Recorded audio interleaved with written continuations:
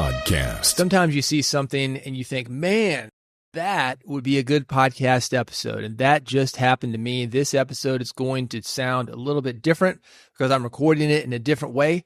I will talk about that, and I will also give you some helpful information on how to deal with publicists when you are doing a guest booking. This is Big Podcast Playbook. This is the podcast. If you want to grow your podcast audience, make a podcast that people care about. My name is David Hooper. BigPodcast.com is the website, and you might be able to hear a chair rocking back and forth. That's me with all this nervous tension dealing with a publicist. You might also hear something outside my office window because I'm recording this from an office, not my studio. So let's get into it.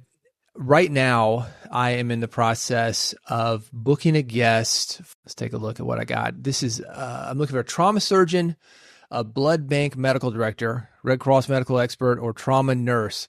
This is for a segment I am doing for broadcast radio, and it is about the blood shortage that we have.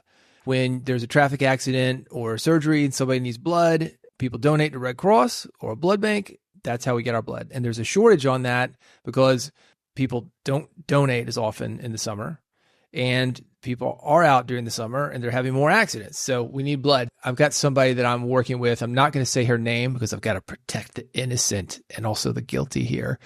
And it's interesting. She's got a Yahoo mailing address, yahoo.com. So that's kind of a sign. Normally somebody that I would be working with as far as a publicist, especially if it's a legitimate publicist, they're going to have a domain name that they're working from. So I'm going to give this woman a little bit of grace and think, well, maybe she's new, or she's, I don't know, virtual assistant, maybe somebody who isn't in this country and isn't necessarily aware. But to give a background on this, this is a national show, reaches a big audience, and there's a great opportunity here for somebody, a trauma surgeon, blood bank medical director, Red Cross medical expert, trauma nurse, the people that I'm asking for, to come in and talk about the blood shortage. And let's get some blood in the veins of people who need it. So she reached out to me. Hi, I work with trauma experts at... I'm happy to set you up with an interview. Please let me know if you're still searching and I will connect you. She doesn't say anything about specifically who she's going to connect me with or say why they would be good. She just gives the name of the company and let me know. I'll connect you. I got back to her. I said, yeah, I'm still looking. Hey, I just want to confirm in your original ask, you say it is a live interview. Is that still correct? And I say, yes, this is for a live nationwide radio show. She says, great. Would you have time slots we can choose from? My team is trying to find the right trauma doctor based on availability. And I ignored her at that point because I'm not going to let somebody choose a slot when I don't know who that somebody is. I know the name of the company, but I can't just have random people showing up for a live broadcast show, especially one as big as this. It's not like it's a podcast interview that if it doesn't go well, I can ditch it. But even if it was, I'm not going to do that because I want to know what I'm getting into. And I said, do you have a specific person in mind? I need to review people before we agree to get them on. Then she finally comes back, and this has been a few days since this whole interaction is going. Yes, Dr.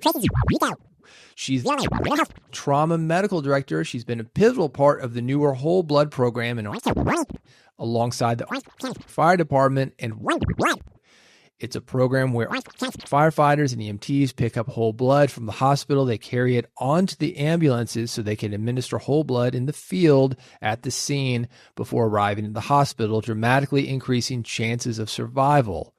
She's very well versed on this topic. And I'm thinking, great, because that's exactly what I want to talk about, how important blood is when it comes to saving people. And I tell her I've got some availability for this guest. This is the link that you asked for. Go there to get a slot. Here's what I want to talk about, whole blood in the ambulance. That is the topic.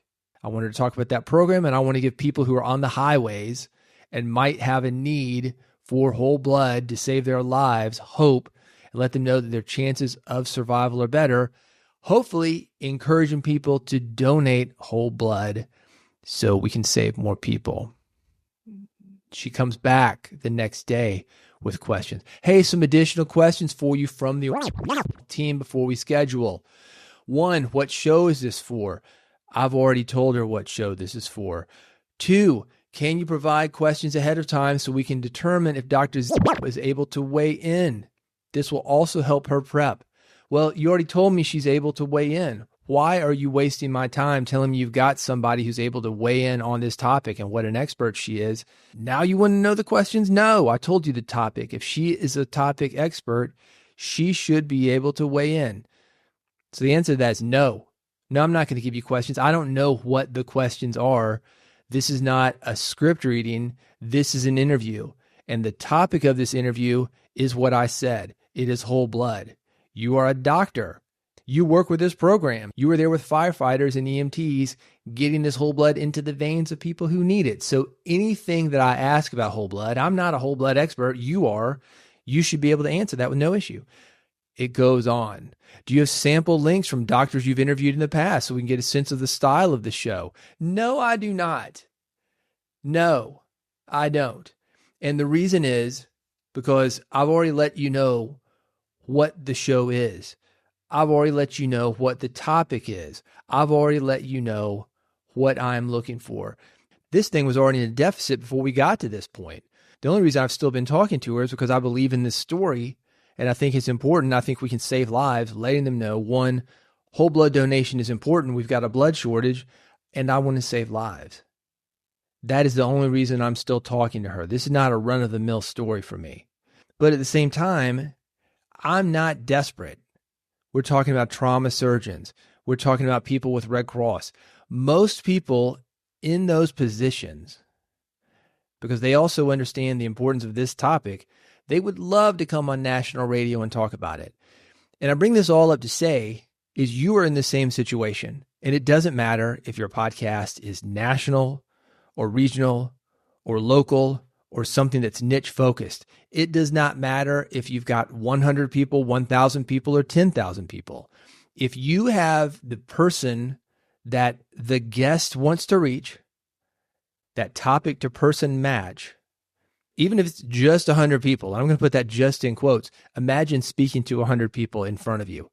If they're a perfect match for it, that's good. That can make a real difference. Hey, you know what I heard today? A story about whole blood. Maybe we should go donate blood. There's a shortage right now. It's an important message to get out there. It would take somebody 30 minutes to get that message out to that 100 people. And that's assuming you had 100 people. I've got a lot more than that. This woman is putting me through the ringer. I got a lot of guests and a lot of stories that I'm working on. As a podcaster, if you're interviewing people, you do too. I'm dropping it. I already ignored it because I got a bad feeling about it. She came back to me, well, give this lady a chance. I'm dropping it. And I'm putting this out here to say that you are not desperate for guests. They need you. Celebrities, and let's put that in quote, experts, and put that in quotes too. They are not considered celebrities or experts without us. I'm not trying to make this an us versus them thing, but they need us more than we need them. Yeah, we need great guests, but there are a lot of great guests, especially when you've got a great show. If you're doing what I'll talk about here on Big Podcast Playbook, you have a great show. You are showing up. You are doing pre-interviews. You are editing your audio. You are making people sound good. That is rare. Yeah, there are a lot of podcasts out there, but how many people are putting in the time and the effort and the energy that you are? Not many. How many experts are there willing to show up and talk for 30 minutes? A bunch. It's an ego stroke for them. Again, it's not an us versus them thing. I don't want you to ever get into a situation where it's you fighting the guest. No. I'm simply saying that you don't really need them. So stop settling for guests and working with publicists that aren't going to show up in the way that you need them to. You do not need to give questions in advance. That is not a standard thing. This is not a script. This is an interview. Maybe you'd even call it a conversation. You do not need to baby these people. Now you could, but probably what's going to happen, and I say this from doing thousands of interviews, and I mean literally thousands. Right now for this show, I'm booking 30 guests per week. Now that's production. That's not actually interviewing and hosting, but I'm involved on a day-to-day basis. As far as a host, I've done hundreds of them. So I've been on all sides of this. And I can tell you that what's most likely to happen is that this is a person who's going to be nervous, especially on live nationwide radio. It's not going to be great. She's probably not going to do the work to show up with the mic that she needs to show up. She'll have a built-in mic on a computer, maybe AirPods, so it's not going to sound great, even if the information is good. And it's not going to be that great. I've got enough people that want to work with me, and you have enough people that want to work with you, that we do not have to spend all this extra time babying one guest or one publicist, holding their hands and saying, oh, it's going to be okay. No, you're doing great. No, they need to show up. If they want to get involved with podcasting and being interviewed, they need to show up, they need to do the work, and they need to come correct. So that's my rant of the day. This format of me finding this kind of stuff and just talking into a mic, the one I've got in front of me, SM57, I'm going into a Vocaster 1, straight into Audacity. This allows me to get episodes out quicker. You may be hearing more of these, especially if you subscribe to this podcast. And let me tell you how to do it before I sign off here. Go to bigpodcast.com/subscribe. Some of the kids, they call it follow.